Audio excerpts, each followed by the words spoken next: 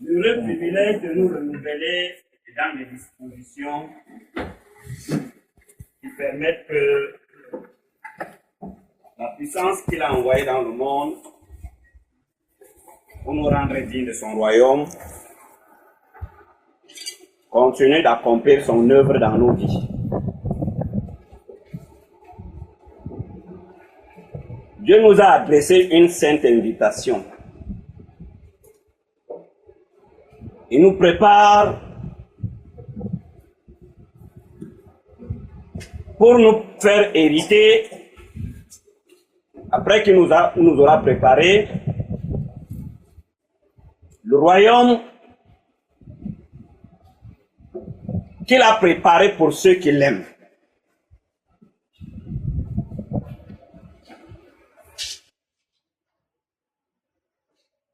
Vous n'êtes pas dans l'ignorance pour que je vous dise que avant de créer l'homme, Dieu a d'abord fait le monde et tout ce qu'il renferme. Le monde était déjà prêt. Il avait déjà tout ce qui est nécessaire pour la joie, pour le bonheur, pour la sécurité, pour que l'homme soit heureux. Le jardin était prêt. Dieu dit, ok, maintenant, je vais donc faire celui qui va hériter toutes ces choses que je viens de faire. Dieu appelle donc l'être humain à l'existence. Il le crée. Il a donc hérité le monde que nous voyons. C'était là comme une figure de ce qui devait se passer dans les temps à venir. Le royaume de Dieu dont il est question, pour lequel nous avons reçu l'invitation de Dieu, est prêt. L'apôtre Jean, comme l'un des 12 espions qui avait reçu la grâce d'aller visiter les terres promises à Abraham et de venir raconter à leurs frères ce qu'ils avaient vu, l'apôtre Jean a reçu cette grâce d'aller voir le bonheur que Dieu a préparé pour ses bien-aimés. Celui qui essaie de faire un commentaire, qui essaie de décrire la ville des élus de Dieu, la cité préparée pour ceux-là que Dieu aime, avec un langage, un vocabulaire très pauvre. Il est arrivé au terme de ce qu'il pouvait exprimer. Il a commencé à dire des choses telles que il n'y a plus de mort là-bas. Parce qu'il a regardé dans le vocabulaire des hommes, il n'a pas trouvé de mots qui puissent décrire l'absence de la mort. Quel est le mot dans le dictionnaire qui suffit à dire aux gens que c'est une ville dans laquelle il n'y a pas de douleur, il n'y a pas de cris, il n'y a pas de deuil, il n'y a pas de larmes, il n'y a rien. L'apôtre Jean, dans le vocabulaire des hommes, n'a trouvé aucun mot, aucune expression. Il a dit que là-bas, il n'y a plus de mort. Il n'y a plus de cris.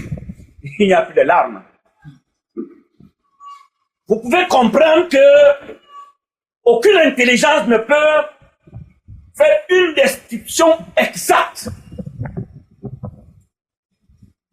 du bonheur que Dieu a préparé pour l'homme dans le jardin où lui-même il règne en maître. C'est à ce royaume que l'Éternel nous invite. Mais il faudra auparavant remplir la volonté de Dieu pendant son temps sur la terre pour espérer maintenant, parce que il y a un passage biblique ou alors des passages bibliques que nous connaissons très bien, mais que nous faisons semblant d'ignorer. Et que tu parles des appelés, mais il parle des élus. Les élus, on dirait en d'autres termes les choisis. Depuis hier, nos enfants sont en train d'affronter les épreuves pour l'entrée dans l'une des grandes écoles du pays. Elle est l'une des écoles les plus convoitées, l'insecte. Au départ, il y a peut-être eu 7000 candidats. Ou alors 10 000. Il y a des candidats qui ont été éliminés, qui ne sont pas appelés à composer ce matin. Parce que dans leur dossier, on a retrouvé des manquements. On a rejeté leur dossier. Il y a une première partie qui a été éliminée là. Ce matin, ceux qui ont été jugés dignes d'affronter les épreuves sont dans les salles de classe, dans les salles d'examen, en train d'affronter les épreuves. Ma fille, qui détient le record de présence aux rencontres, n'est pas là ce matin. Elle est concentrée en ce moment, elle sait que je pense à elle. Alléluia. Alors, quand ils vont finir de traiter ces épreuves, on va faire à nouveau la sélection. On va corriger les épreuves pour choisir maintenant. C'est vrai, ça c'est le choix qui sera fait par la main d'homme.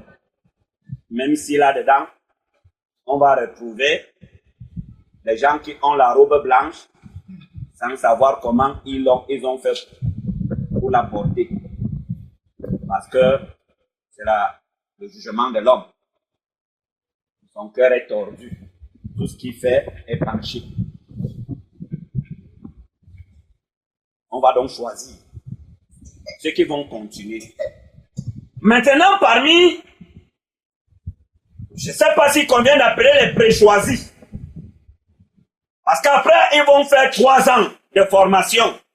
Pendant les 3 années de formation, il faudra qu'à la fin de chaque année, que tu valides, c'est-à-dire que tu traites avec succès les épreuves qui te seront présentées durant toute l'année.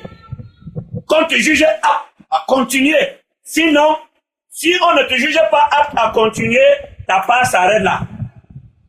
À la fin, il y a ce qu'on appelle la soutenance. Après la soutenance, la cérémonie de remise des diplômes, où vous êtes souvent partis organiser une grande fête. Il existe dans la maison de Dieu, ou alors pour nous, l'Église, ce qu'on appelle les élus. Chacun de nous est appelé à combattre. Non! Pour demeurer, pour venir aux rencontres ici, jusqu'au jour où il quittera la terre. Ce n'est pas ça la persévérance des saints. La persévérance des saints consiste à garder la foi transmise par les saints apôtres et prophètes telle qu'elle a été transmise, sans ajouter, sans retrancher. L'apôtre Paul disait que, dans le livre de 1 Corinthiens chapitre 15, nous sommes sauvés par l'évangile. Si nous le retenons dans les termes où il nous a été annoncé, 1 Corinthiens chapitre 15.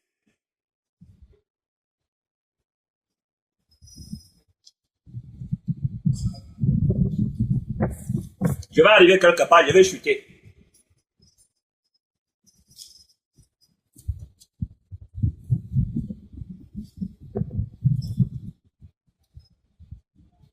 Lisons à partir du verset 1.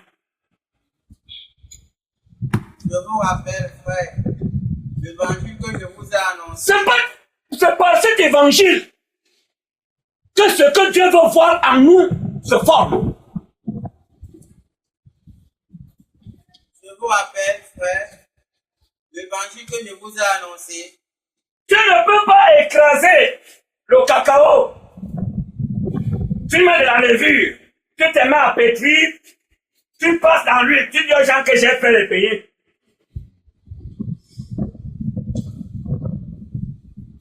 il faudra que tu précises que j'ai fait les beignets de cacao. Que les gens viennent pour découvrir les beignets de cacao. Mais si tu dis aux gens que ce sont les beignets, moi je sais, depuis mon enfance, on fait les beignets. Oui, à Douala j'ai découvert, je veux dire ici dans ce quartier, j'ai découvert d'autres beignets. J'ai appris les beignets de farine, les beignets de manioc. Récemment, j'ai découvert les beignets de coquille. Il n'en est même pas encore mangé.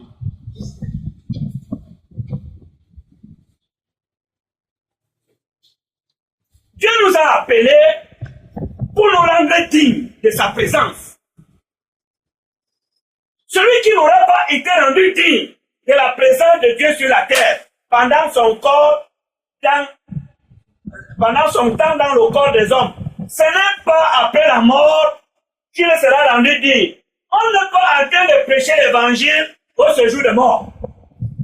C'est pour ça que l'Écriture déclare que heureux les morts en Christ. Au séjour des morts, c'est le silence absolu. À la maison, vous pouvez lire le témoignage que le Seigneur nous fait sur le pauvre Lazare et l'homme riche. Il était là-bas dans les pleurs et les grincements des dents. C'est pendant qu'on est dans le corps de la chair. Les gens qui vous disent qu'on ne sait pas qui est sauvé, c'est quand Jésus viendra qu'on saura, ce sont les menteurs. Celui qui a la vie éternelle, c'est que j'ai la vie éternelle. Et puis tout le cas que celui qui a le Fils a la vie. Le Fils de Dieu, c'est la parole de Dieu, la doctrine conforme à la vie. Le Fils de Dieu, ce n'est pas un être humain qui entre en nous, qui s'accapare de nos membres et qui commence à nous imposer ce que nous ne voulons pas. Ce n'est pas ça le Fils de Dieu. Ce n'est pas la photo que vous voyez dans vos maisons, que vous avez eu dans vos maisons dans le passé. Ce n'est pas ça le Fils de Dieu. Alors l'apôtre Paul dit donc aux Corinthiens, mes frères, suivez-moi. Nous lisons. Je prends le chapitre 15, verset 1. Je vous rappelle, frère, l'évangile que je vous ai annoncé, que vous avez reçu, dans lequel vous avez persévéré, et par lequel vous êtes sauvés. Par lequel vous êtes sauvés. Nous ne sommes pas sauvés par la prière. Nous ne sommes pas sauvés par l'imposition des mains. Mais nous sommes sauvés par l'évangile, qui est en d'autres termes appelé le saint commandement de Dieu. C'est le saint commandement de Dieu, l'évangile. C'est le mode de vie. L'évangile, c'est une vie que Dieu nous présente sous la forme des paroles. C'est nous qui la matérialisons. L'apôtre Paul pouvait dire à certains que vous êtes manifestement une lettre écrite de Christ. Ce n'est pas sur des pierres, mais au cœur. Maintenant, donc, c'est nous qui manifestons cette vie. L'Écriture nous parle de la douceur. Comment nous saurons que la douceur, c'est quoi? La douceur consiste à parler doucement. C'est ça la douceur. C'est pas ça la douceur. Tu peux parler doucement. Hein? Ce geste est dénué de douceur. Ça laisse tout dire, tout comprendre. Arrière de moi, tu es quoi? Vaurien, flottant. Donc, chacun interprète comme il voudra. En route, vous voyez, quand un chauffeur, tu l'énerves, il passe, il te fait le doigt, il fait, je ne voudrais pas imiter cela. Vous voyez, c'est tout ce qui se passe en route. Bien, quand quelqu'un veut t'insulter, le geste qu'il fait, il ne dit rien de ses lèvres. Mais rien que ce geste, c'est si blessant. Parfois, si tu es au volant, tu as besoin de faire l'effort de te maîtriser parce que tu veux le suivre. Il y a encore les gars de moto pour le mettre par terre et lui dire que tu ne vas plus jamais recommencer. Il n'a rien dit, il n'a rien exprimé de ses lèvres. Si la parole fait le bruit, le geste ne fait pas de bruit. On dirait donc automatiquement le geste est doux. Est-ce que l'absence de bruit est synonyme de douceur? C'est nous donc qui manifestons, qui faisons connaître aux gens ce que c'est que la douceur. Par lequel vous êtes sauvés. Nous sommes sauvés par l'évangile. Mais il y a une précision qui est faite qui est de taille. Et on va attirer notre attention là-dessus. par lequel vous êtes sauvés, si vous le retenez tel que je vous l'ai annoncé. La condition est là. Je n'ai pas un professeur de français ici pour nous rappeler. Quand tu vois si, au début d'une expression, d'une phrase, qu'est-ce que ça veut dire? Hein? Là, c'est une condition qui est posée, non? Il dit si. Il dit que vous êtes sauvés par l'évangile. Mais l'évangile, tel qu'il a été prêché, je lui disais que le commandement de mon Père, c'est la vie éternelle. C'est pourquoi, ce dont j'en parle, ce dont je dis, j'en parle comme le Père me l'a ordonné. Je me garde d'enlever ou d'ajouter. Sinon, ce que cette parole porte est retiré. Il faut que ce soit comme tu as dit. Pour que l'œuvre que Dieu a voulu accomplir par cette parole soit accomplie. Si on retient dans les termes où il a été annoncé, parlant donc de l'évangile prêché par les apôtres, ce matin, en quelques mots, je ne vais pas être long. Je pense que ce matin, je vais prendre un petit congé, même de 2 semaines ou 3. Les bien-aimés vont vous entretenir entre-temps. J'ai signé un contrat, je me suis engagé dans une entreprise. Et les débuts seront difficiles pour moi. Je vais dans une entreprise qui est en pleine agitation, la grève dont il y a du désordre. Il va falloir que je fasse beaucoup de sacrifices. J'aime quand mon esprit est bien posé. J'ai pris service hier. Vous voyez, dès demain matin, je dois sortir d'ici à 5h30 pour aller. Donc, je vais d'abord arrêter. Je serai tous les jours avec vous, au cœur. Mais, je vais un peu me mettre à l'écart pendant quelques semaines. Les bien-aimés pourront vous entretenir. Ce chapitre que j'ouvre pourra donc, sauf si les frères voudront vous entretenir, continuer de le développer, et pourront continuer. Vous savez, quand je commence un enseignement, je le développe. Je ne survole pas. Comme je voudrais nous parler de la liberté, qui est aujourd'hui l'un des problèmes, non seulement dans l'Église, mais dans le monde. C'est chacun qui définit la liberté selon ses capacités intellectuelles, selon son inspiration. Mais la liberté même, c'est quoi? Dans l'Église, elle est à l'origine de tous les désordres que vous voyez. La liberté.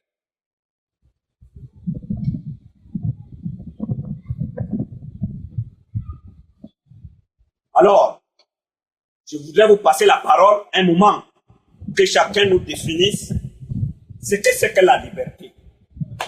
Personne ne doit me dire qu'il n'a jamais entendu parler dans l'église de la liberté. Et que tu déclares que le Seigneur nous a appelés à la liberté. Chacun d'entre vous sait qu'en Christ on est libre. Une chose est de savoir qu'on est libre. Une autre est de comprendre comment on est libre en Christ. Sinon on s'égare. C'est donc là le problème. La grâce est synonyme de liberté. La grâce nous a apporté la liberté. Alors, nous commençons par ceux qui veulent lever les doigts. En tant que chrétien, moi j'ai appris en Christ que nous sommes libres en Jésus. Celui qui sait qu'il a entendu, il lève la main bien comme moi. Celui qui ne l'a pas entendu, je vais le lui dire qu'il est libre et il va m'expliquer qu'est-ce qu'il entend par être libre. Frère Roger, tu n'as jamais appris que tu es libre en Christ? C'est tout le monde. Alléluia. N'est-ce que vous avez donc une idée? Qu'est-ce que la liberté? Je veux parler de la définition. Quelle définition donnes-tu à la liberté? Mon fils, déjà tu es béni. Tu vas pas, non? Parce que tu as d'abord eu ton courage. Tu prends la parole au premier. Ça veut dire que tu es vraiment présent ce matin. Tu n'as pas sommeil, c'est très bien. Tu peux parler. C'est le fait de se sentir esclave d'une chose ou bien d'une personne. Le fait de ne pas se sentir esclave d'une chose ou d'une personne. Vraiment, tu es très brave ce matin. Demeure dans cette disposition. Alléluia. Sentez-vous libre. Ce n'est pas la prison. Qu'est-ce que tu... Hein? Oui, les élèves là sont vraiment très présents. Étant de ne pas être conditionné par quelque chose, je sens que vraiment ça marche. Vous avez pris le temps de regarder, de chercher à comprendre. C'est très intéressant. C'est ça la grave erreur dans l'église aujourd'hui. Il y a des mots qui sont utilisés. Les gens n'ont pas pris soin de les simplifier. C'est le premier pas. Quand on veut comprendre, c'est de commencer d'abord par la définition des mots qui sont utilisés. Cette définition ouvre l'intelligence pour certains. Il y a des gens qui comprennent parce que Dieu a doté certains d'entre nous de la capacité de comprendre. Mais d'autres comprennent par la force, c'est-à-dire qu'ils manifestent une détermination à comprendre. Ils essayent de tirer profit de tout ce qui est à leur portée pour comprendre. Nous avons un langage que nous utilisons et qui a un vocabulaire. Nous pouvons employer des mots dans nos expressions, mais sans maîtriser le vocabulaire. Si je demande à quelqu'un que veut dire père, les gens vont commencer à réfléchir. Hein? Mais que veut dire papa? Les gens vont commencer à réfléchir. Plus d'une personne vont se poser, vont réfléchir. Or, c'est la première chose qu'on nous apprend étant petit, ou bien que veut dire merci. Vous allez réfléchir. Qui d'autre a quelque chose à dire? Oui. Avoir le monopole de ses actions. Très bien, tout le monde peut parler pour vous. Il faut dire ce que tu penses ou ce que tu comprends. Ou alors ce que tu as lu et que tu as épousé. Sentez-vous libre. Oui, ma soeur.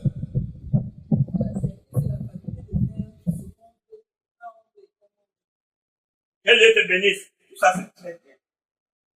Oui, mon frère. Le choix de vie d'un homme. Que Dieu te bénisse.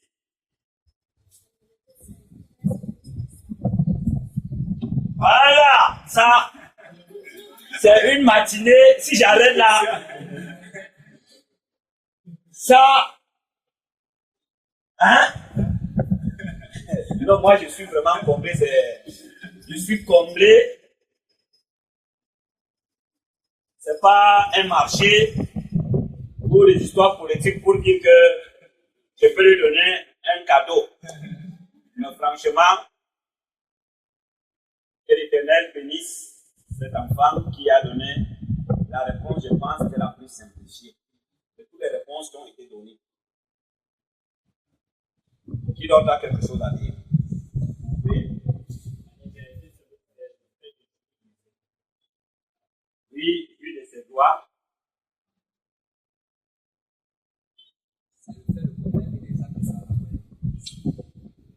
Sans avoir, oui, sans être complexé. C'est bon? Oui.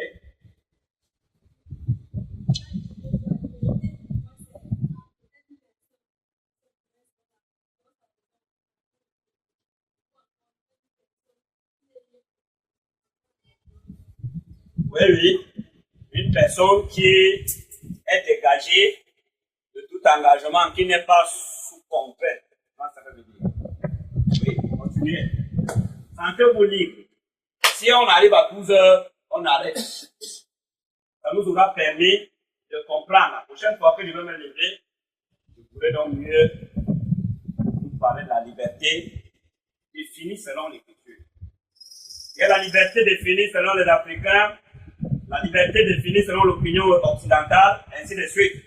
Mais de quelle liberté il est question dans la Bible? Parce que c'est ça que les gens n'ont pas compris. Et c'est pour cela que l'erreur est très grave. Parce que l'interprétation de la liberté dans l'Église est l'interprétation de la liberté du Fils de cet homme qui était riche. C'est-à-dire que la liberté dans l'Église veut dire que je fais ce qui me plaît. Et c'est ça l'opinion occidentale. La liberté, selon les Occidentaux, c'est que je fais ce qui me plaît. Parce que quand un homme peut dire que je me marie avec un homme, et on dit qu'au nom de la liberté, il fait bien. On se pose la question de savoir d'où s'inspire la liberté selon l'opinion de l'Occident. D'où elle s'inspire. Donc la liberté veut dire que selon eux.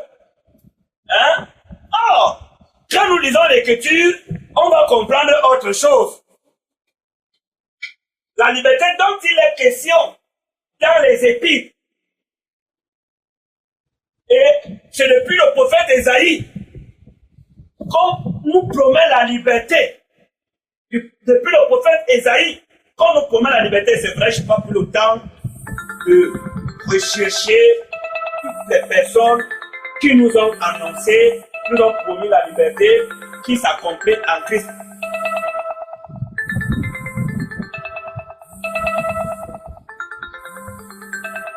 Oui, il y a une voix là-bas.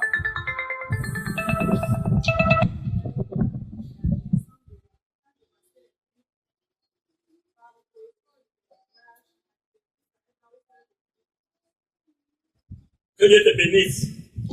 Bon, je vais essayer de donner quelques définitions comme ça. Hein? D'abord, on peut considérer que la liberté est l'état de quelqu'un qui n'est pas soumis à un maître.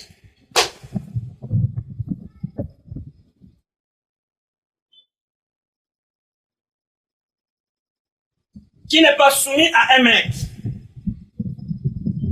Une personne, état d'une personne qui est dégagée de toute soumission. Il n'est soumis à aucun pouvoir.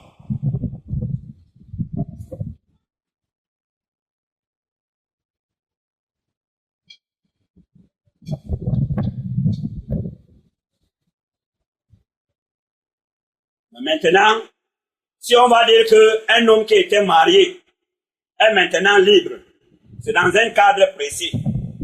Il est libre, c'est-à-dire que il s'est dégagé du lien, de ce qui le liait à sa femme. Et que c'était l'acte de mariage. Maintenant que cet acte de mariage a été rendu nul par une décision de justice, cet homme, désormais par rapport à sa femme, est ce qu'on appelle un homme libre. Ça dans un cadre précis. Il est libre. Parce que la liberté dont il est question dans l'Église, c'est dans un contexte que cela a été dit. Elle est par rapport à quelque chose. On ne peut pas dire qu'on est libre quand on a un maître. Tous ceux qui sont soumis à un maître sont des esclaves de ces maîtres. Oh, Jésus dit que vous êtes mes disciples. Il dit que si vous faites ce que je vous commande, ce n'est plus ce que tu veux. Ce n'est pas ce que le cœur te commande. Ce n'est pas ce que le droit te commande. Mais c'est ce que Christ, ton maître, te commande. C'est une justice. Nous sommes les esclaves d'une justice. Or de la justice, si vous voulez. Or, la justice a des lois. On ne peut pas parler de justice là où il n'y a pas de loi, là où il n'y a pas de règles. Même les des poissons dans l'eau qui ont un mode de vie, ont des lois. Si ces lois venaient à être violées, le poisson trouverait la mort. Les oiseaux dans l'air ont un mode de vie qui est délimité par des lois. Il y a des mouvements que l'oiseau n'est pas autorisé à faire pendant qu'il vole. Ce que l'apôtre Paul dit que nous ne dépassons pas nos limites. La liberté, selon l'interprétation de notre génération, fait simplement dire que je fais ce qui me plaît. Alors on prend pour prétexte que nous sommes sous la grâce, nous ne sommes plus sous la loi. On trouve donc un prétexte pour s'abandonner au penchant de l'homme naturel, pour affranchir toutes sortes d'inconduites. L'apôtre Jules disait que ces gens se livrent à la dissolution, c'est-à-dire ils font rompre l'alliance.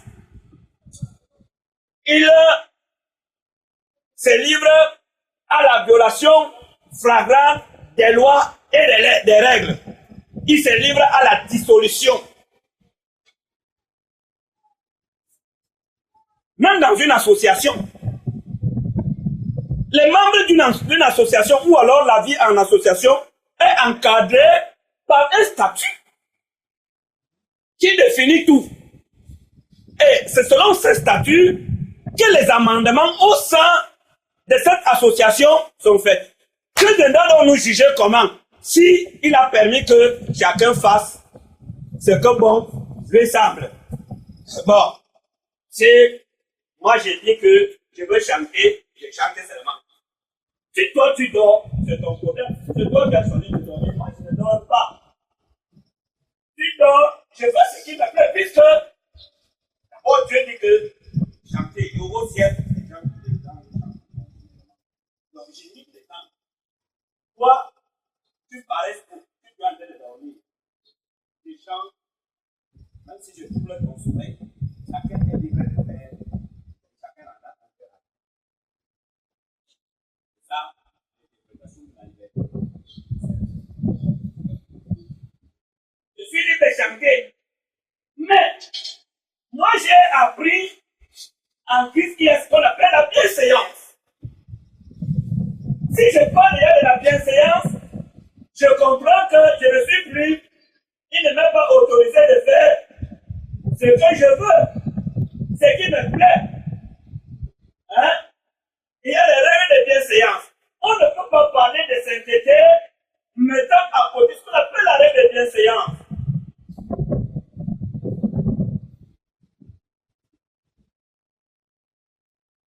Quelqu'un qui se repose, même si c'est le Saint-Esprit lui-même qui descend, j'entends comment Dieu parle du haut des cieux. Il te dit que lève-toi, loue-moi. Une personne qui dort, quand on parle même de l'amour, l'amour nous rend serviteurs des hommes. Nous sommes même prisonniers des hommes, dans la mesure où l'Esprit déclare que l'amour cherche l'intérêt de l'autre. Il y a des choses que quand je commence à parler, je n'arrive même pas à faire lire un passage biblique.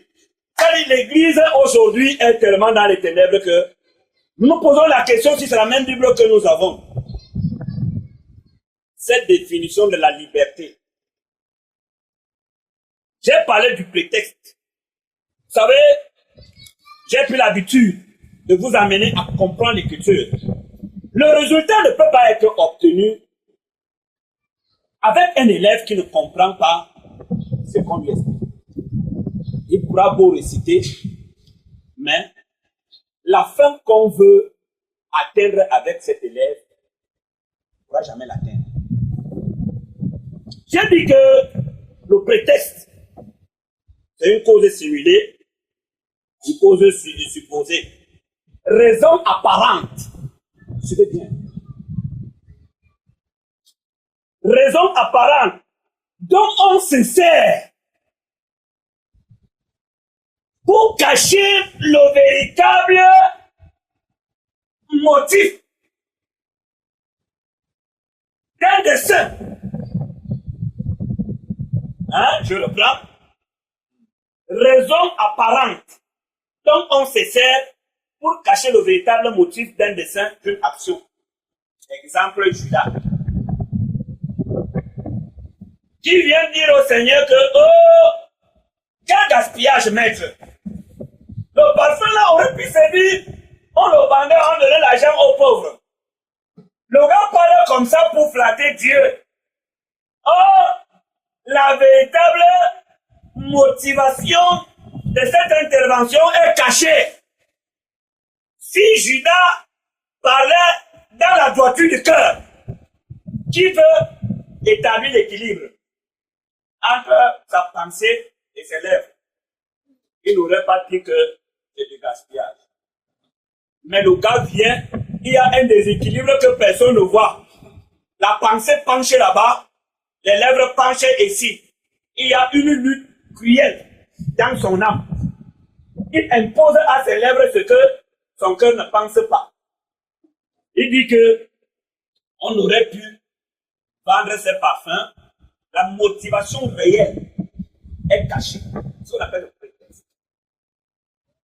Pour justifier un refus, pour justifier une action, une démarche, un plan, hein, on appelle une fausse raison. La fausse raison. Moi, je ne veux pas, il pleut. Ma chaussure va se gâter. C'est le lieu que vient prendre les bottes. Il va te dire que les bottes sont pourries ses orteils. Tu comprends que décidément, cette personne ne voudrait pas. Elle ne te dit pas que non, je ne vais pas sortir de la maison. Mais elle commence à trouver des fausses raisons pour refuser de faire ce que tu lui dis. Nous voulons donc ouvrir la Bible dans le Galates, chapitre 5, à partir du verset 1. Je parle de la liberté. La liberté ne veut pas dire que je fais ce qui me plaît. La liberté en Christ. Apparemment, on nous parle de la loi de vie. Hein? La loi de vie. Je vous ai dit que la foi chrétienne, c'est une vie. On ne peut pas parler de vie. Les animaux observent les règles. Si tu prends un rat, tu creuses le trou, tu jettes le rat à l'intérieur, sans lui donner la possibilité de mettre la barrière, de fermer la porte de sa maison, le rat va sortir. Le rat ne vit pas comme les souris, ils se ressemblent. Ils vivent tous dans les trous. Mais à chacun Dieu a donné ses lois. La souris va avoir même 5 trous. Elle entre ici, elle sort là-bas, et elle ne ferme jamais son trou. Il suffit que le serpent entre et sur le trou, et se retrouve là où la souris est. Mais le rat, qui lui ressemble, il y a des gens qui voient les souris, disent que j'ai vu un gros rat. Ils ont 2 mots de vie. Et c'est un même Dieu qui les a fait. Il a donné à chacun des lois qu'il observe avec toute la rigueur. Quand le rat entre dans le trou, il creuse. Qui connaît le rat? Vous supportez, hein? Moi j'ai fait les deux. Je suis parti passer un temps au village. Je suis revenu ici. J'ai eu le temps de connaître beaucoup de choses du village, de connaître les choses de la vie. Donc quand je parle des rats, je fais un rapprochement qui peut nous permettre de comprendre. Quand j'appelle, là on va parler de la loi de vie en Christ. Il faudra qu'on comprenne que Dieu nous a invités, il nous a appelés à vivre d'une manière digne de lui. Donc à vivre la vie des saints. Étant dans le monde, il n'y a pas de vie sans loi. J'ai donc commencé de faire des illustrations à partir de ces espèces que nous connaissons.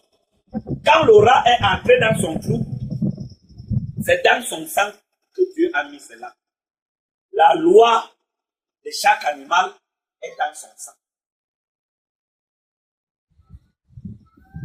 La loi de vie de chaque animal est dans son sang. Il naît avec ça. Si tu le mélanges, tu le prends dès le jour de sa naissance, tu le mélanges avec des espèces autres que sa famille, il ne pourra pas les imiter. Si tu prends l'œuf d'une canne, la femelle du canard, vous comprenez, tu peux mélanger avec les tu laisses que ce soit la poule qui couvre. Quand les œufs là vont éclore, quand les œufs vont se casser pour que les petits sortent, c'est le petit d'un canard qui va sortir de l'œuf de la canne. Il va vivre avec eux. S'il est obligé, ils ne pourront jamais s'entendre. Quand il va grandir, dès qu'il voit là une mare d'eau, il entre dans l'eau, il joue. Pendant que les pousseurs, les poules regardent, ils cherchent là où il n'y a pas assez de boue. Il dit que je n'ai pas attrapé un verre ici. Il n'ose pas envoyer ses ailes dans l'eau. Le canard, lui, se couche. Hein? Il fait que l'eau entre là, l'eau entre ici. Il fait des choses. Il va même là où l'eau est profonde. La poule cherche là où l'eau est passée et a laissé un peu de boue. Parce qu'il s'est dit qu'à cet endroit-là, les vers aiment vivre. Il vient gratter. Ça va se mettre en comprendre. La loi. Là, on vous dit qu'on est libre. On est libre en Christ. On est libre en Christ. Quelle est la liberté? Il lisait même l'écriture. L'apôtre Paul disait qu'il est devenu prisonnier de Christ. Hein? Quelqu'un qui est parti acheter son esclave pour devenir son esclave. L'esclave lui dit qu'il est libre. On nous a affranchis d'un esclavage pour un autre. Le premier esclavage était destructif, mais le second est profitable. Il nous enrichit. Vous me faites comprendre? Nous étions esclaves de l'injustice. Nous sommes devenus esclaves de la justice. Quel prix avions-nous lorsque nous étions enfermés, lorsque nos membres étaient condamnés à pratiquer l'injustice? Quel salaire? On dit que le salaire du péché, c'est la mort. On l'aura entre, il ferme son trou. Quand la vipère le suit, il vient, elle arrive, elle trouve que le trou est fini. Hein? Mais le type est passé où? La vipère cela ne creuse pas. Le rat a fermé le trou. Elle va rester là-bas. Si elle sent, et quand le rat entre dans un trou, il fait sa sortie. Le rat monte toujours partout, par où il entre. Mais il ne monte jamais par où il va sortir s'il a attaqué. Le rat a une entrée et une sortie. Il ne sort que par l'issue de ce coup que s'il a attaqué. S'il sent l'attaque, qui vient par sa porte d'entrée, il donne un coup de tête, il laisse toujours une légère couche. Il tape, il donne un coup de tête, la légère couche là, le tête là, elle passe, il sort, il s'en va. C'est Dieu qui l'a donné cette voie. Il ne peut pas vivre en dehors de cela, se mourir. Même si c'est dans le tronc d'arbre, le rat fait toujours la barrière, même dans le tronc d'arbre. Si tu mets même le rat ici, que la porte ici, il ne peut pas aller ailleurs, il doit vivre ici. Le rat va commencer à mettre les choses là pour que cette porte-là soit pas. On appelle ça la loi de vie. Galate. C'est pour la liberté que Christ nous a affranchis. C'est pour la liberté que Christ nous a affranchis. Liberté par rapport à quoi?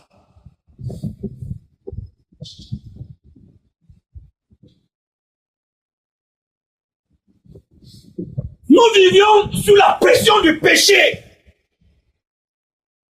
sous la pression de nos désirs, sous la pression du monde, des regards du monde. Nous vivons sous la pression du jugement des hommes, des considérations des hommes. Nous étions emprisonnés dans le semblant des valeurs de ce monde. Christ est venu nous sortir de cet emprisonnement. Rien que l'ignorance ici. C'est un emprisonnement terrible. L'ignorance.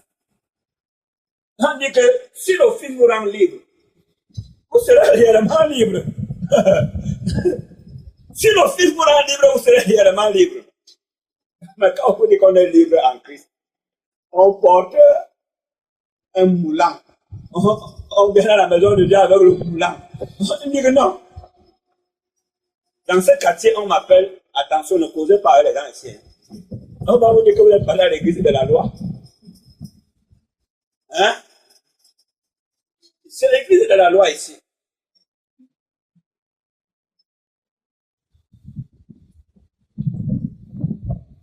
J'ai passé hier au marché Mbopi. Au volant, je connais un gars de moto. J'ai vu une femme qui est venue s'asseoir là, une jeune fille. C'est un garçon qui rasait ici. Je disais que mais, donc, les marchés ici que les femmes font, c'est en route comme ça qu'elles viennent même faire ça. Si c'était même nécessaire, c'est son mari ou c'est comment? En plein marché, donc le gars a son comptoir, les femmes qui veulent se raser là.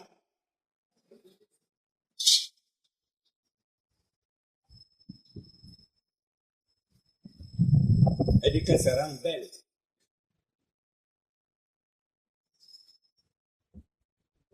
Jusqu'à une certaine époque, quand on voyait une femme qui avait les favoris qui descendaient comme ça, les yeux pleins, on disait que c'est une belle femme. Aujourd'hui, c'est le signe qu'on est laid.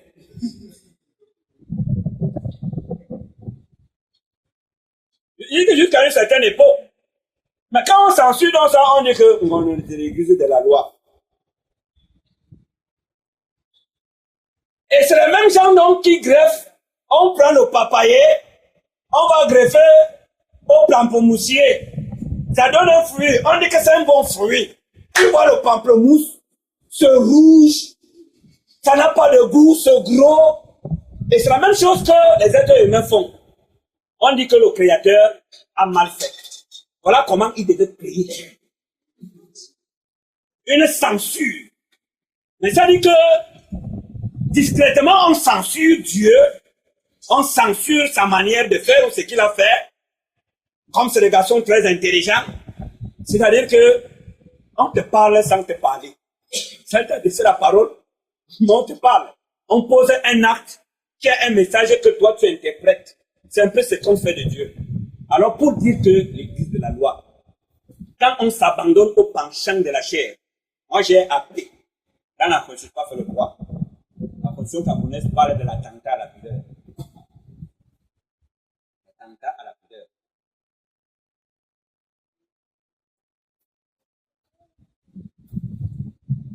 Si les non-croyants qui n'ont pas l'Esprit de Dieu en eux, on reconnaît qu'il y a une manière de parler. À un certain moment, il y a un directeur de la CATV qui s'était levé pour dire que les déviances, quand les gens dansaient d'une certaine manière, il dit que non, il ne veut plus que les musiciens la passent à la CRTV. Il n'a pas de déviance. Un non-croyant. C'est que les déviances, on chante, il y a des choses qui ne doivent pas sortir de là. Quand tu censures donc, nous qui avons dans l'Esprit de Dieu, vous pouvez donc comprendre combien nous pouvons nous montrer exigeants. L'Église de Dieu, ce n'est pas la cour de récréation où chaque enfant développe le jeu. Même dans des écoles dignes, il y a des maîtres et des maîtresses qui, pendant la récréation, veillent sur les enfants pour s'assurer qu'ils ne se livrent pas à des jeux dangereux. Vous me comprenez? Tu dis dans les écoles dignes, on surveille les jeux des enfants, les mouvements pendant la récréation. Et l'église de Dieu, ce n'est pas une cour de récréation, mais c'est la maison de Dieu, la maison du Très Saint. Tout n'est pas bienvenu. Il y a un ordre, une discipline qui doit être respectée. On ne vient pas faire ce qu'on veut. Ce n'est pas l'intelligence de l'homme qui définit ce qu'il convient de faire. Dans un passage du livre de Jérémie, il est dit, ce n'est pas à l'être humain, quand il marche à conduire ses pas. Ce n'est pas à l'être humain, quand il marche à conduire ses pas. Mais il doit se laisser conduire par le Créateur. Nous sommes en train de lire le livre de Galates. Ne faites pas de la liberté un prétexte, une fausse raison. C'est pour la liberté que Christ nous a affranchis.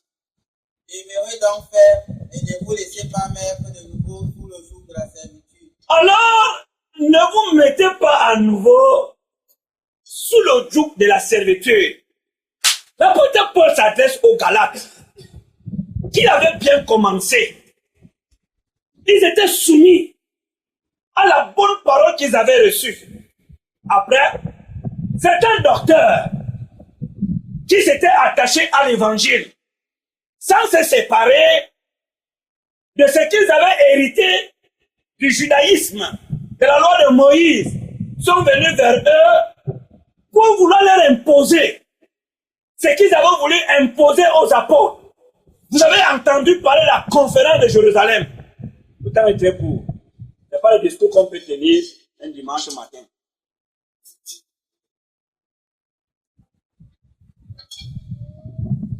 On vous parle de la conférence de Jérusalem, où les apôtres, les prophètes du Seigneur Jésus-Christ s'étaient réunis. Tous les membres du sacerdoce.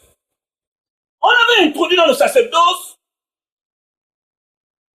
les membres du parti des pharisiens qui s'étaient convertis ou alors qui avaient reçu l'évangile. Un peu comme je prendrais quelqu'un qui était pasteur chez les pentecôtistes. Je l'ai introduit, je voulais souvent les reçus pentecôtistes. Je suis enfant de Dieu. Je ne connais rien d'autre. Je ne suis pas attaché à une dénomination. Donc quand je parle des pentecôtistes, je sais ce que c'est. Je n'ai pas l'air dogme. Je prendrai donc un pasteur pentecôtiste pour introduire. Je dis, ah bon, c'est un frère. C'est facile que j'appelle un pentecôtiste, qu'on appelle un pentecôtiste frère. Je l'appelle un petit frère, c'est facile. Même s'il y a une grande différence, c'est que dans l'apparence, il y a des choses qui sont très proches.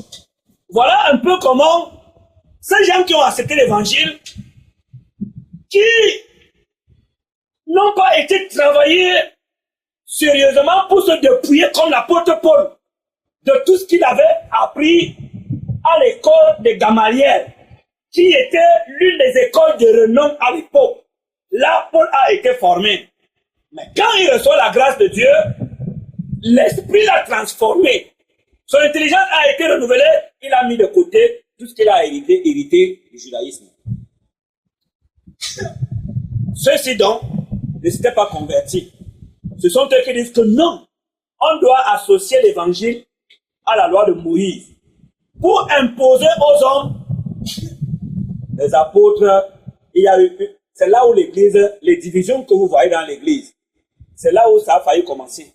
Mais eux, ils ont eu cette grâce que ils étaient fidèles à l'Éternel. Le Saint-Esprit agissait au milieu d'eux. Le Saint-Esprit s'est opposé à ces désordres. Voilà comment la conclusion a été de voir ce qu'on doit pécher. Et on a fait dans les lettres de recommandation partout. Quand ces gens venaient, ils échouaient. Alors ils arrivent chez les Galates. Ils introduisent ces doctrines. Ils ont créé un désordre. C'est à eux que l'apôtre Paul écrit. Je dis, voyons dans quel contexte cette parole a été dite. Pour que quelqu'un, on lui dit que non, il y a l'extérieur qui convient à la piété. Même quand un fruit est mûr. Quand tu vois une papaye mûre, tu sais que la papaye c'est mûr. La papaye ne mûrit pas seulement à l'intérieur. Ce ne sont pas les ananas comme on l'appelle les ananas naturels. Tu vois l'ananas vert, on te dit que c'est l'ananas naturel, c'est mûr dedans. On m'a frappé, ça fait un mois à Bonabéry. J'ai acheté une grosse tête d'ananas. On m'a dit que c'est naturel. Si ça devient jaune, c'est pourri, tu ne peux plus manger. J'ai acheté, c'était blanc, ça faisait même mal ici. Hein? Mais quand le fruit mûrit, même son extérieur montre que le fruit est mûr. Il y a une apparence qui convient à la piété. Vous me suivez? Il y a une apparence qui convient à la piété. Je vais vous donner l'exemple des religieuses catholiques. Quand tu la vois en route, tu sais que ça c'est une femme à part. Un chrétien, son calme, c'est un homme réservé. posé, un homme à l'écart, qui ne se livre pas à n'importe quoi, il n'entre pas n'importe où. C'est un homme à part. Il a une conduite soignée. Ce n'est pas seulement le nom de Dieu qui révèle notre identité, mais c'est notre vie d'abord.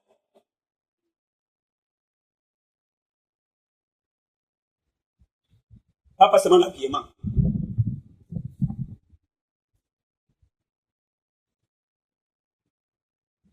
C'est pas le parler en langue.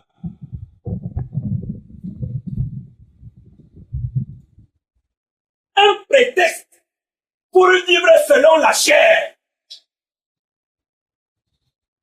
pour exécuter les penchants de la nature humaine. Quand on dit pour vivre selon la chair, donc qui s'abandonne aux penchants de la nature humaine. C'est ça.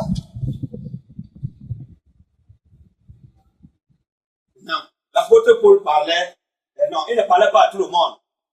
Il disait que la femme n'est pas d'ornement, de père. Il dit que l'homme, qu'il soit ceci. N'aimez pas le monde ni les choses qui sont dans le monde. Cette parole, on a déjà arraché cette page de la Bible.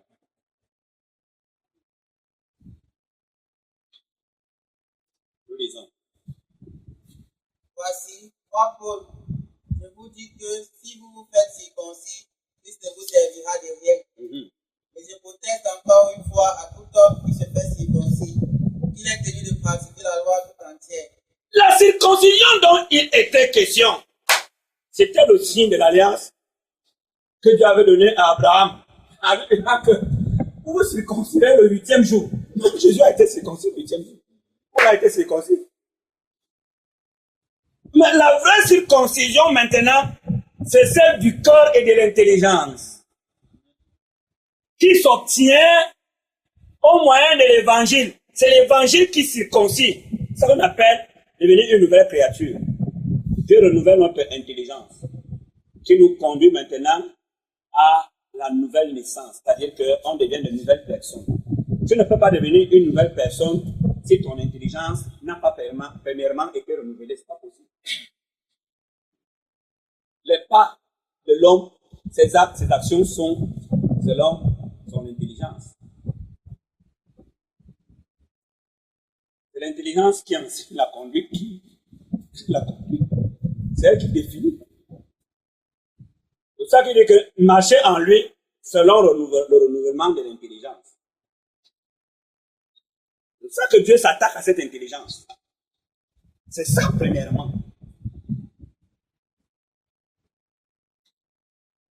C'est elle qui éclaire tes pas. Si ton intelligence est dans les ténèbres, tu espères quelle lumière? Oui. Vous êtes séparés de Christ, vous tous qui cherchez la justification dans la loi. Vous êtes déchus de la grâce. Vous êtes déchus de la grâce. Regardez un exemple que je vous donne. Ces gens sont des menteurs.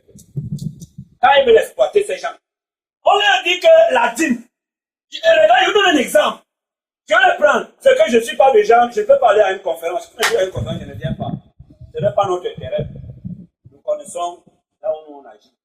Donc, tu m'invites à une conférence, je ne viens pas. C'est-à-dire que tu invites les gens pour qu'on s'oppose. Non. S'il y a Dieu à l'assemblée, les gens pour qu'ils viennent enseigner, ils viennent enseigner. Si là, quelqu'un s'élève, je veux parler. Mais le genre que je vois, on invite un musulman, un imam, on invite un pasteur, un prêtre, un pentecôtiste, on y débat. Éducation des enfants. Chacun donne son opinion. Voilà. Je ne change pas de vie. Je ne prêche pas de vie. Moi, je ne prêche pas de vie. Pas de la part de Dieu. Je ne viens pas que tu me dises que je suis d'accord, tu n'es pas d'accord. Tu acceptes, tu n'acceptes pas. C'est deux choses. Quand moi je me lève pour enseigner, c'est ça.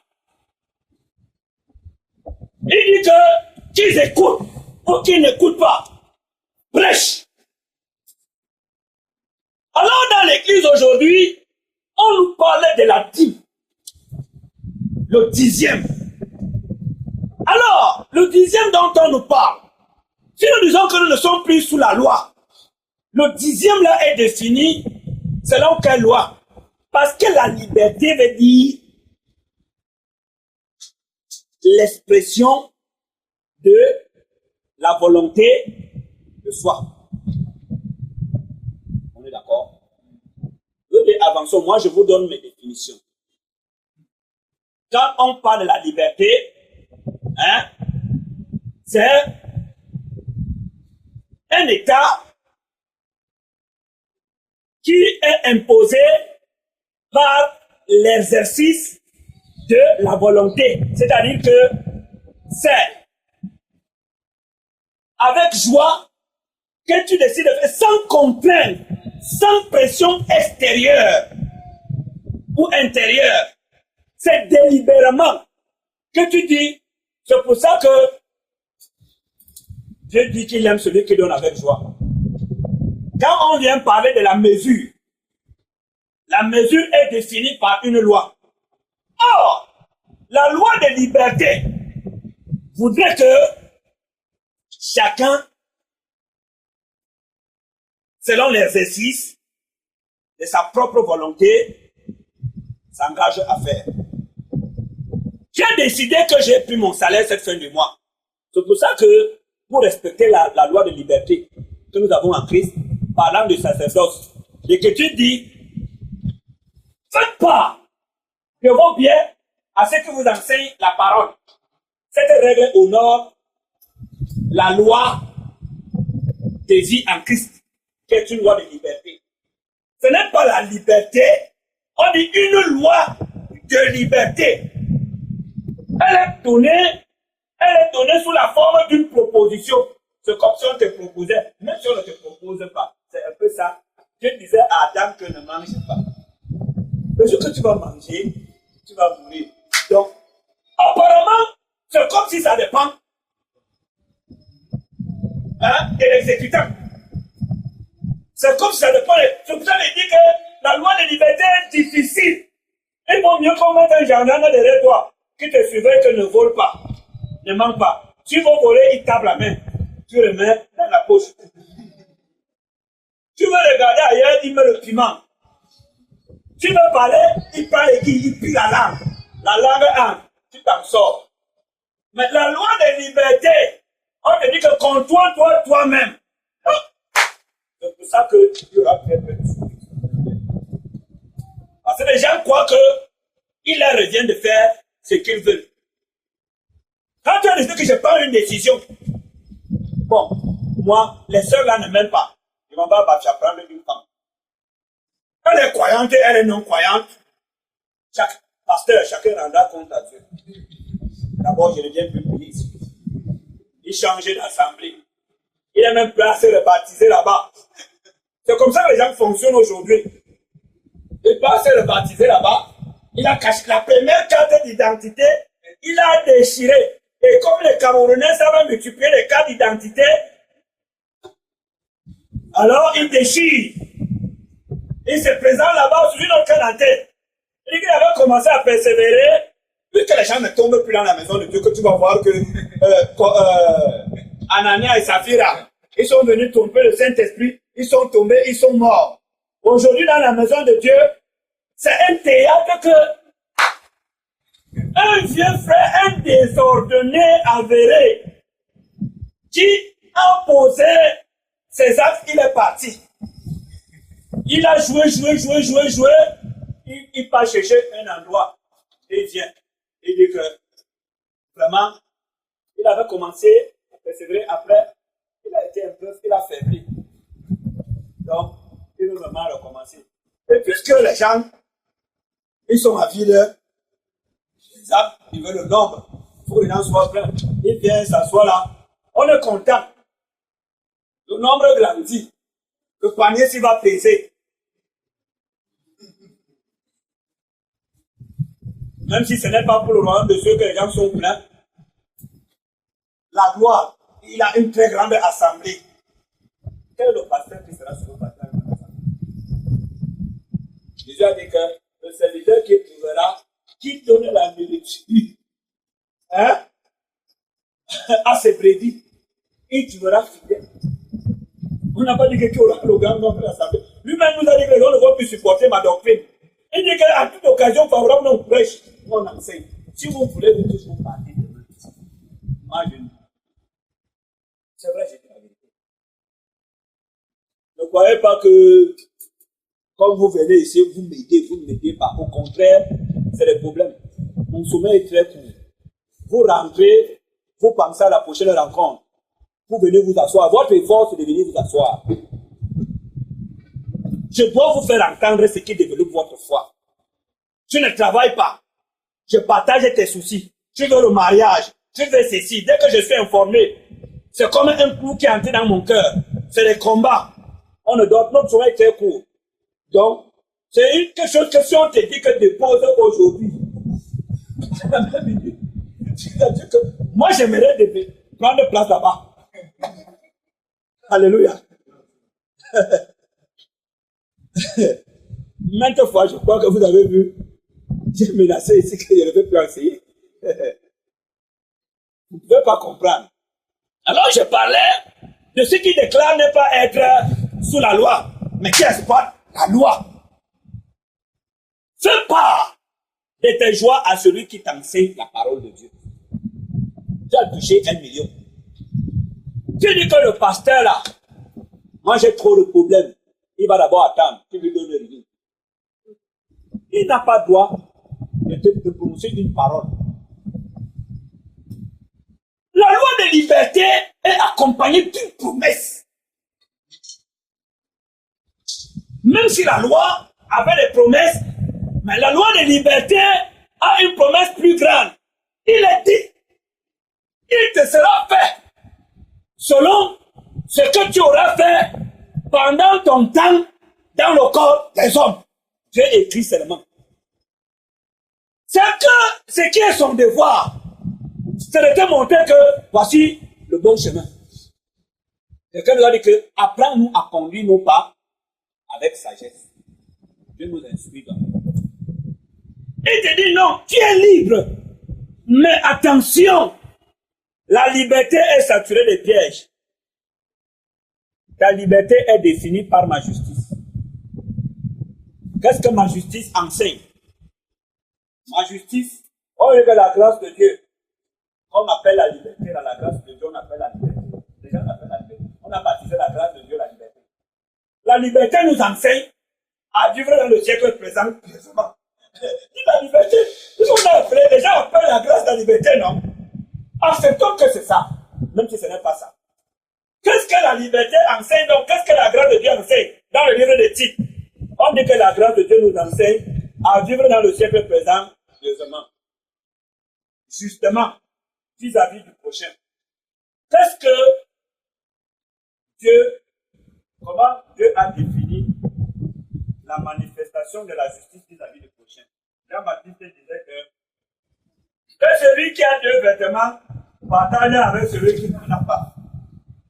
Que celui qui a 2 macabots partage avec celui qui n'en a pas. Jésus est allé plus loin. Il dit que comme je vous ai aimé, j'ai donné ma vie pour vous. Chacun d'entre vous doit être prêt à donner sa vie pour son frère. Regardez l'image de l'église. On nous décrit l'église au jour des apôtres. On dit qu'il n'était qu'un cœur. Hein? Une âme. Quand un frère sentait mal, c'est comme si cette douleur avait contaminé les autres. Aujourd'hui, l'église a ce qu'on dit dans le monde que chacun pour soi, Dieu pour tous. Moi, j'ai mon agent, j'ai cherché à envoyer mon enfant en France.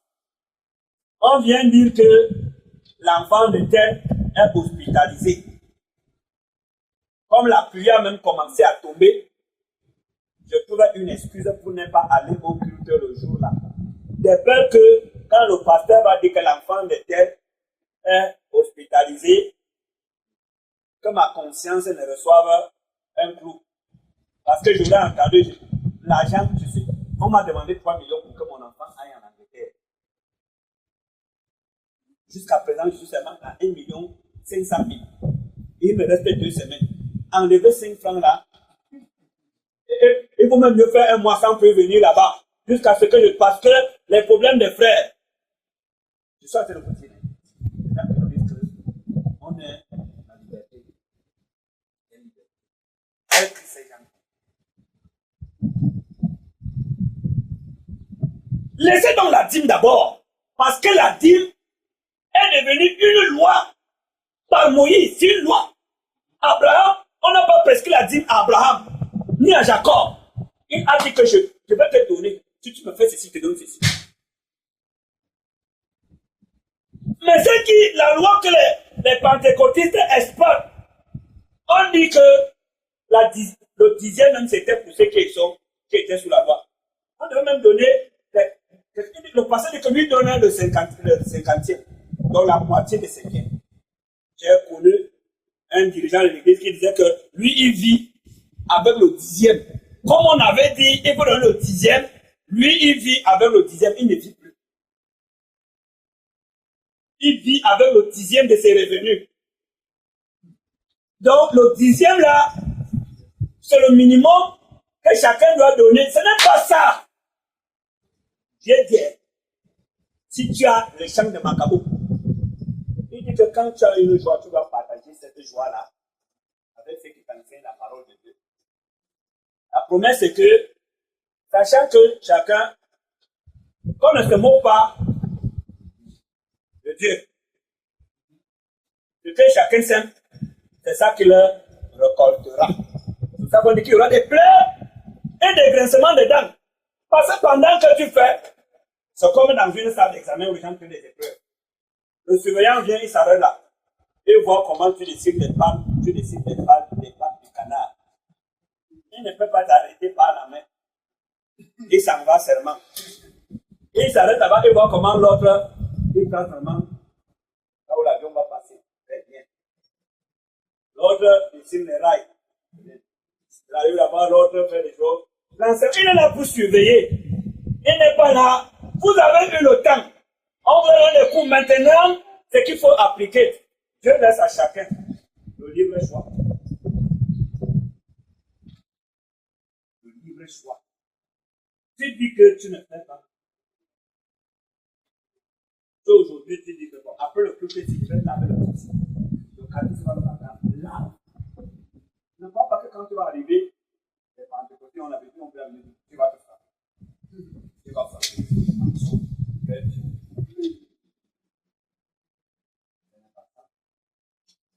Ce n'est pas sa manière d'agir en Christ.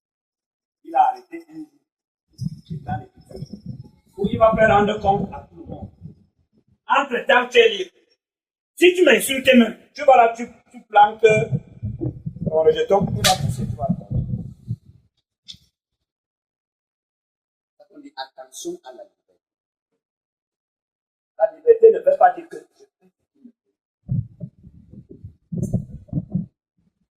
tu as décidé que tu te maries avec un homme, tu te maries avec un homme. Quelle liberté.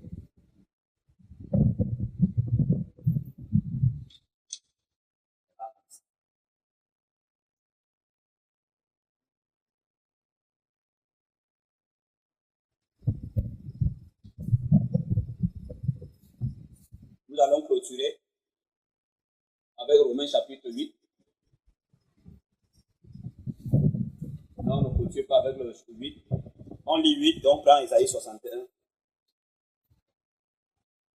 Romains chapitre 8, verset 1 à 2. Et il n'y a donc maintenant aucune condamnation pour ceux qui sont en Jésus-Christ. En effet, la loi de l'esprit de vie en Jésus-Christ m'a affranchi de la loi du péché et de la mort. Il n'y a donc maintenant aucune condamnation pour ceux qui sont en Christ Jésus. D'abord, Paul a même dit que je me rends, partout où j'arrive, quand je trouve que les gens boivent, je suis avec eux. Hein? Pour plaire à ceux qui boivent, afin de les gagner en Christ. Quand je trouve que le musicien là, le gars danse des coups jusqu'à se déshabiller, moi aussi, pour que les gens m'écoutent, il a le coups, je me déshabille. Je tue ça correctement. Après, je leur dis que mes frères, quand je trouve les braqueurs, Ils sont en train de braquer, je prends le pistolet. Je dis que, avant de me convertir, j'ai fait comme vous. J'ai tiré d'abord 10 balles sur les gens, ils meurent. Après, je dis que bon, mes frères, comme vous voyez, ce qu'on veut faire là n'est pas bien. Parce que c'est ça que les gens disent. Il n'y a plus de condamnation pour ceux qui sont en Christ Jésus. Le même Paul dit que tout est permis, mais tout n'est pas.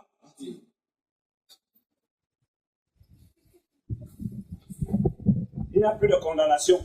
Si tu dis que tu vas épouser la femme d'un magicien, tu vas arracher la femme d'un frère. J'ai appris certains dirigeants de l'église ont arraché les femmes des frères abandonnant les propres femmes.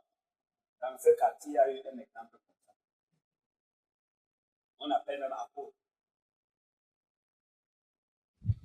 Arracher la femme d'un frère. Il n'y a plus de condamnation. Tout est sanctifié par le sang de Jésus et par la parole de Dieu. Par la prière et par la parole de Dieu. Et je peux demander de dire que le sang de Jésus, le sang de Jésus, le sang de Jésus.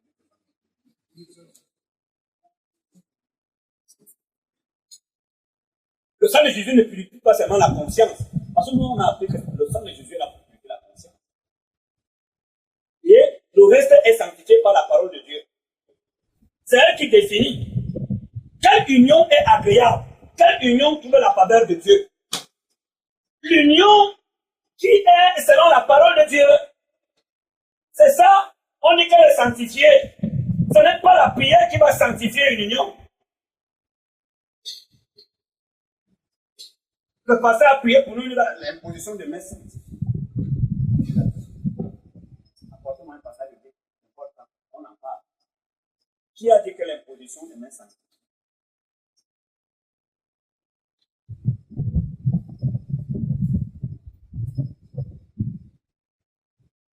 Tout est sanctifié par la parole de Dieu et par la prière.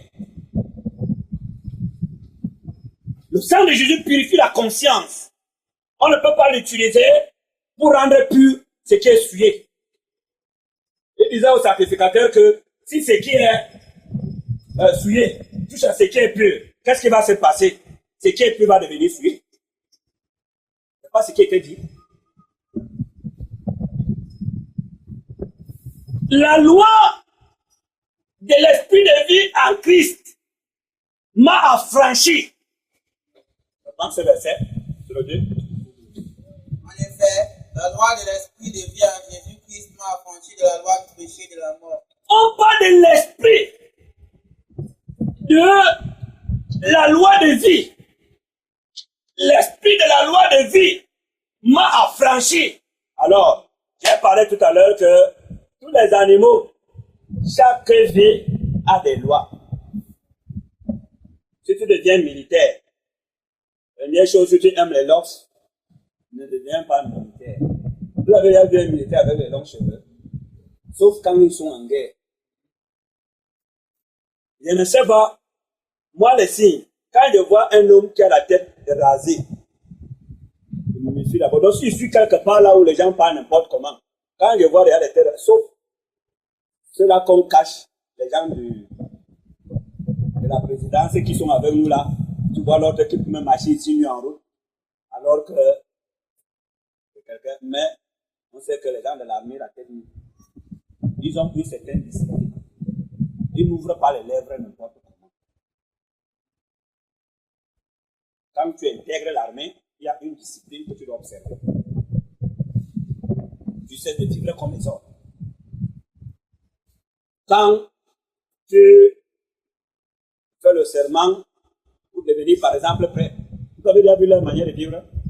Vous avez déjà croisé un prêtre dans une boîte de nuit. Même quand vous vous mariez, hein, que vous invitez celui-là à votre mariage, si il a été trop gentil, que vous avez mis un morceau, il veut se lever pour vous faire plaisir. Peut-être qu'il va faire comme ça, il tourne comme ça, il tourne comme ça, il va s'asseoir, quelques minutes, il est parti.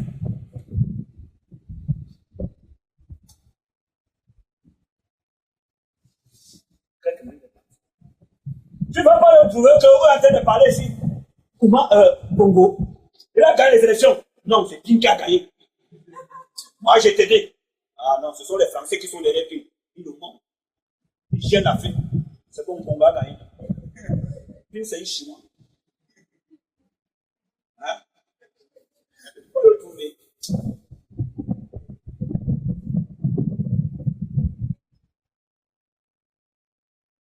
Notre rang lui-même. Si l'Esprit de Dieu est en nous, lui-même nous comprend. Moi, on ne m'a rien imposé. Je n'ai pas fait une école de formation, je voulais vous dire. Je n'ai jamais lu un livre en dehors de la vie. Le seul livre que j'ai voulu lire, que ma voisine m'avait donné, c'était le livre sur le livre d'Osborne. On disait qu'il fait des miracles. Donc on est venu, on me montre son livre. Là, j'étais à nouveau converti. Et l'une des choses que j'ai entendues très vite, quand je venais de me convertir, c'est qu'en Dieu, il n'y a pas de chance. En Dieu, c'est la grâce. Quand je prends le livre d'Osborne, je lis, c'était à la 10e page. Je lis, il dit que lui et sa femme, ils avaient la chance. Dès que j'ai lu là qu'ils avaient la chance, mon cœur a reçu, j'ai été choqué. J'ai fermé le livre. Jusqu'à ce jour, je n'ai plus jamais touché un livre. Parce que Osborne avait parlé de la chance. Avec tous les miracles qu'on disait qu'il faisait, il ne sait pas que on ne parle pas de chance pour un enfant de Dieu. Tout est grâce pour nous. Alors il parle de chance. J'ai remis en cause ce qu'il disait. L'Esprit de Dieu en nous nous convainc. Il était dit qu'il vous convaincra. C'est lui. C'est pas que c'est comme des écharpes. C'est lourd. Comme si on a posé un fût d'huile ou un fût plein de fer sur la tête de quelqu'un. Le mode de vie des saints. Tu es étranger à cette vie. C'est pour ça que tu la trouves. Et nous sommes avec Isaïe 61.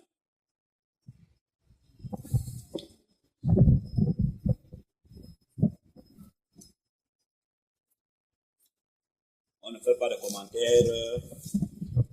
Prolonger là-bas. À partir du verset 1. L'Esprit du Seigneur, l'Éternel, est sur moi, car l'Éternel m'a envoyé pour porter de bonnes nouvelles aux malheureux. Il m'a envoyé pour guérir ceux qui ont le cœur brisé. Pour guérir ceux qui ont le cœur brisé. Pour proclamer aux captifs la liberté. Pour proclamer aux captifs la liberté. Et aux prisonniers la délivrance. Que Dieu te bénisse. Aux captifs la liberté. On était donc prisonniers de quoi? Parce qu'on veut dire aujourd'hui que on est libre. On est libre. C'est par rapport à quoi? Des esclaves qui disaient être libres. Quelle liberté parlaient-ils? Quand ils sont esclaves de la corruption.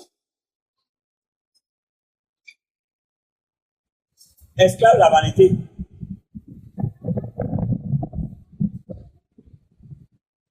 Quelle liberté?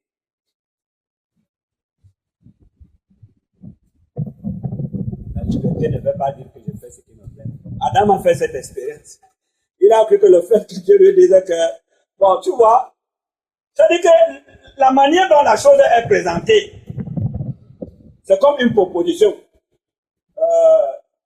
Voilà les arbres qui sont dans le jardin.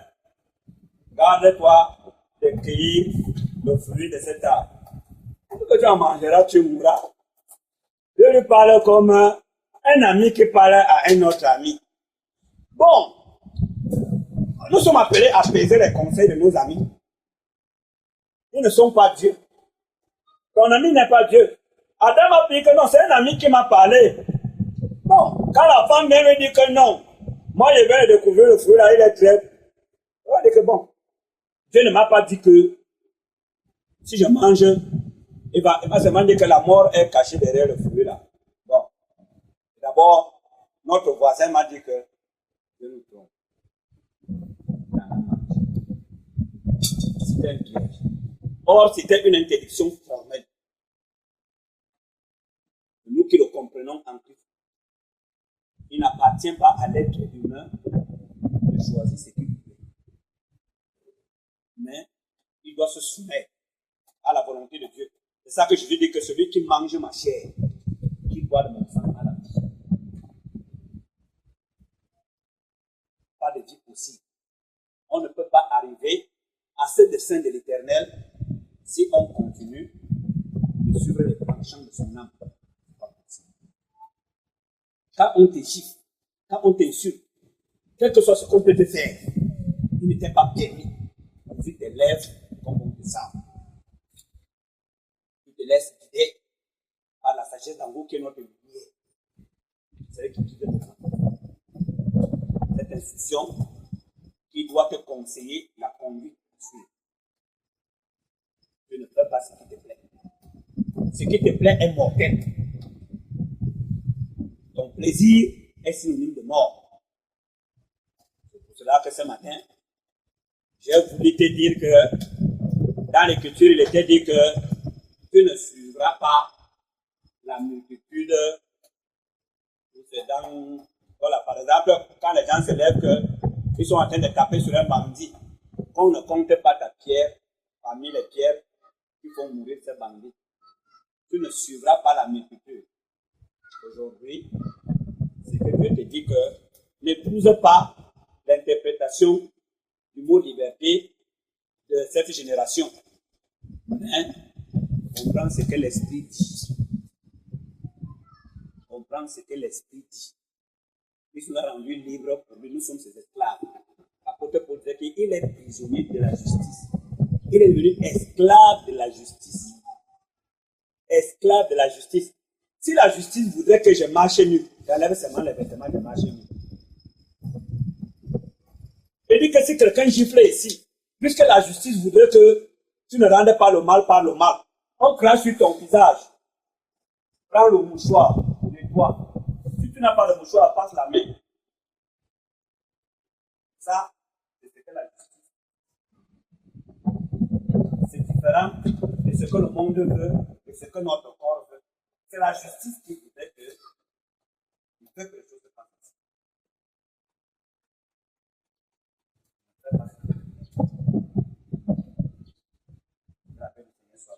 Amen.